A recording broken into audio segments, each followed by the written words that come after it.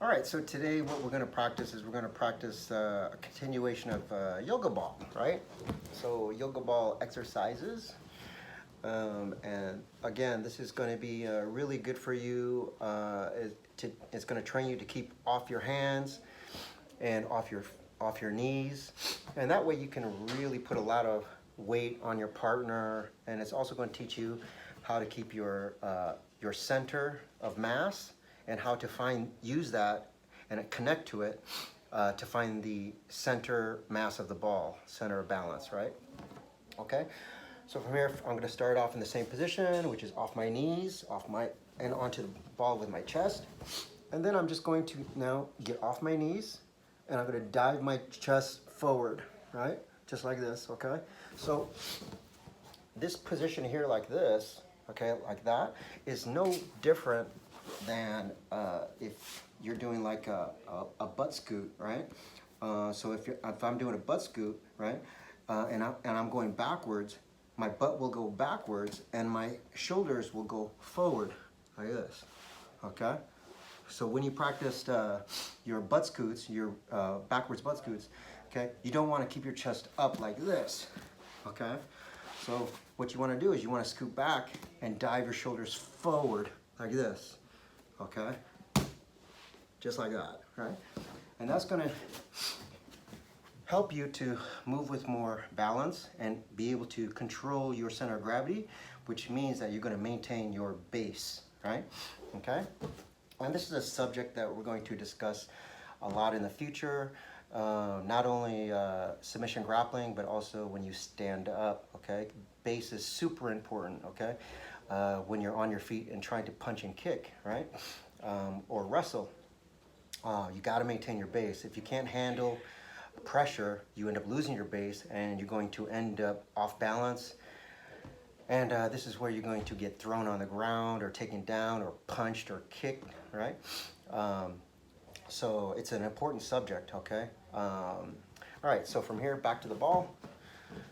Okay, I'm off my knees and I'm just gonna do that backward butt scoot. So butt slightly up and shoulders slightly down, right? Staying off my hands, okay? And making sure that you find your center and use that to find the center of the ball, okay? So now from here, all I'm gonna do is I'm going to rotate. I'm gonna turn my frame. So when I turn my frame like this, right? You see my chest and my shoulders are in the same alignment as my hips. My knees are in the same alignment as my hips as well, okay? So what you don't wanna do is your chest is facing one direction like this, but your hips are facing in another direction like that. See? So now my spine is twisted, and this is really bad for you, okay? Really bad for your spine, your back, your neck, okay? And not only are you not going to be able to handle pressure, but what's going to happen is you're going to injure yourself, right? Okay? So, because force will always attack the weakest point, and the weakest point now is my twisted spine, usually the shoulders and the lower back, okay? So when you do this, that's how come it's so important to not have a curved back like this, but to sit your tailbone straight down and make it straight back, okay? Straight spine.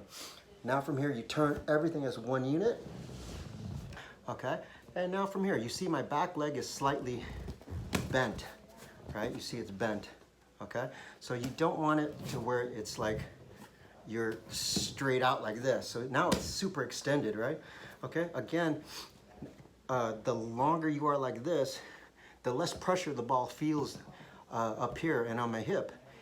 The ball is actually feeling less pressure. So I want to always bring my knees close to, like they want to almost come towards my elbows and touch my elbows, okay? So you're compact, okay? And this is why in this position, your shoulders and your knees want to meet and your butt wants to slightly go back, okay? And that's gonna make you more compact, like a clamshell, right? Okay? So now from here, okay, I find the center of the ball, and now I'm gonna, here, last time what we did was the knee cut position, the knee cut or the knee slide position. So we slid through like this, okay? But this time, what we're gonna do is we're actually gonna go backwards. So you're gonna learn a different movement. So from here, I have everything set. I feel the center of the ball with my hips right here, okay? And now I'm gonna take that foot, okay? And I'm going to back step, okay? I'm gonna plant my foot, okay? You see that? Again, my knee is pointed up. Don't point it down like this, so point it up, right? Now from here, at the same time you back step, your shoulders are again going to go forward and your butt is going to go backwards and you're going to feel more connection to the ball, okay? All right, so again, like you start here, all right? You've turned your frame, right? You chest dive a little bit, butt back, and now what you're going to do is you're going to step back, and as you step back, you're going to shoulder dive butt back position a little bit, okay? Now, from here, okay, you see the fulcrum again has not changed, okay, right? If the fulcrum changes, we know that I'm going to lose my balance. I'm going to start to slide off the ball. Right? So keep attacking the center of the ball, right? Step back, shoulder dive, okay? Now from here, you're going to take that foot, okay, and you're going to thread it underneath, right? Okay, go through underneath the hole, okay, and then turn again. Right? Okay, so when you see me do this, you see me do it in steps. Okay, and this is important, okay? I know that a lot of you will want to try to do these movements fast, but what happens when you use speed is, there's nothing wrong with that, but to do my method, you have to constantly stay connected to the ball, right? Right? So connection is the key word. So what happens is that if you do the movements fast, you're gonna, and I transition through them quickly, then what happens is I lose connection of my hip to the ball. Right? So, and I start to feel like I'm sliding off, okay? So each move you do, doesn't matter what move you do, when you move, see? I stop, I stabilize, I control the ball, or you're gonna end up losing that connection and sliding off the ball, right? Once you feel control of the ball, then you do the next step. When I do the next step, right, I maintain everything I've already created, see? So nothing has changed, okay? Or from here, okay, I step back, okay, and nothing else changes, right? So I'm still controlling the ball, okay? Then I take this foot step back, and nothing is gonna change again, nothing's gonna change.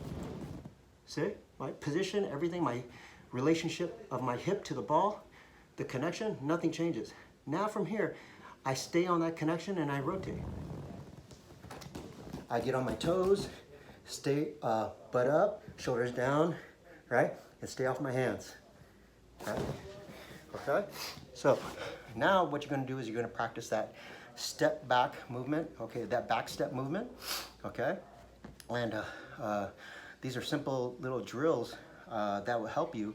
But a lot of times when you drill with a partner, let's say this particular move, this movement, and you add it to a technique, right? Then what happens is a lot of times the partner will give you, let's say, not the right feel, right? Maybe they'll just go like limp on you, right? And then it doesn't feel like you're doing the movement correctly, or sometimes you can't even practice the movement because they're giving you a weird feel. Sometimes they're pushing too much, they're resisting too much. So this is why using a yoga ball, it will always give you the right feel. And that's because the more you pressure it, the more that pressure goes into the ball, hits the center of the ball, right? Because inside the ball, air is pushing out from the middle, okay? Equally in all directions, okay? That's why no matter where I put pressure on the ball, okay, it will always give it back to me, right? So the ball is like a perfect drilling partner, right? If you use it correctly, right? Because it will always give you the right feel, which is it has a center, it's connected to the floor. The more you attack it, the more it will give you back that pressure, right? Okay, and if you do not attack the center, then it will roll you off the ball. So it's constantly looking to sweep you, right? And off balance you, right?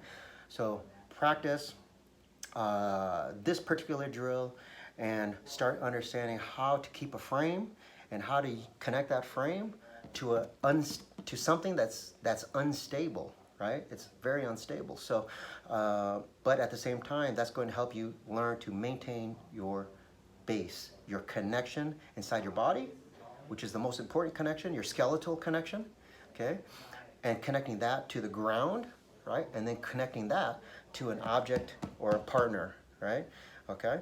So keep practicing, all right? And I'll talk to you guys soon.